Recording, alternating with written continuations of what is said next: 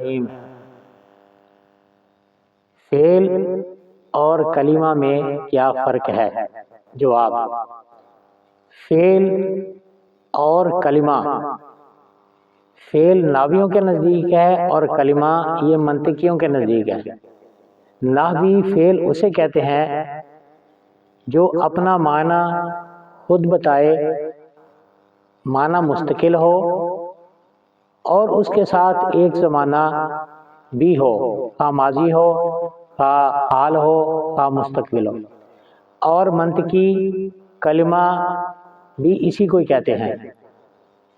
اور جو فعل ہے یہ نحویوں کے نزدیک کلمہ کی قسم ہے، اور جبکہ جو کلمہ ہے منطقیوں کے نزدیک یہ مفرد کی قسم ہے۔ تو نحویوں کے نزدیک فعل معنی بھی رکھتا ہے اور زمانہ بھی رکھتا ہے، اسی طرح منطقیوں کے نزدیک بھی فعل کلمہ معنی بھی رکھتا ہے اور زمانہ بھی رکھتا ہے۔ تو نحویوں کا ہر فعل منطقیوں کا کلمہ نہیں ہے، اور منطقیوں کا ہر کلمہ نحویوں کا فعل ہے۔ تو کلمہ اور فعل میں نسبت عموم خصوص مطلق کی ہے۔ بعض فعل وہ کلمہ ہے اور ہر کلمہ وہ فعل ہے۔ جیسے ضربہ یہ نحویوں کے نزدیک فعل ہے اور کلمہ بھی ہے، اور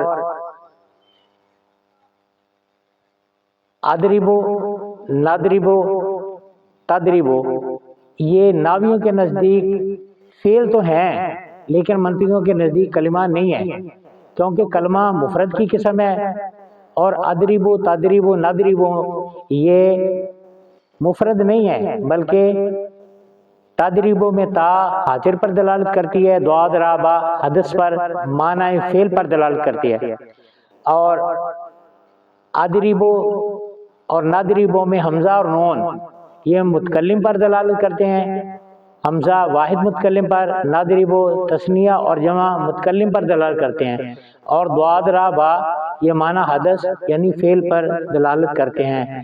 تو منطقیوں کا ہر کلمہ ضربہ ہو، نصرہ ہو، حسبہ ہو یہ نحویوں کے نزدیک فعل ہے، لیکن نحویوں کا ہر فعل وہ منطقیوں کا کلمہ نہیں ہے۔ ضربہ، نصرہ، حسبہ یہ نحویوں کا نزدیک فعل ہیں، منطقیوں کے نزدیک بھی کلمہ ہے، لیکن اضربو، تضربو، نضربو یہ نحویوں کے فعل ہیں مگر منطقیوں کے نزدیک یہ کلمہ نہیں ہے بلکہ یہ مرکب ہے۔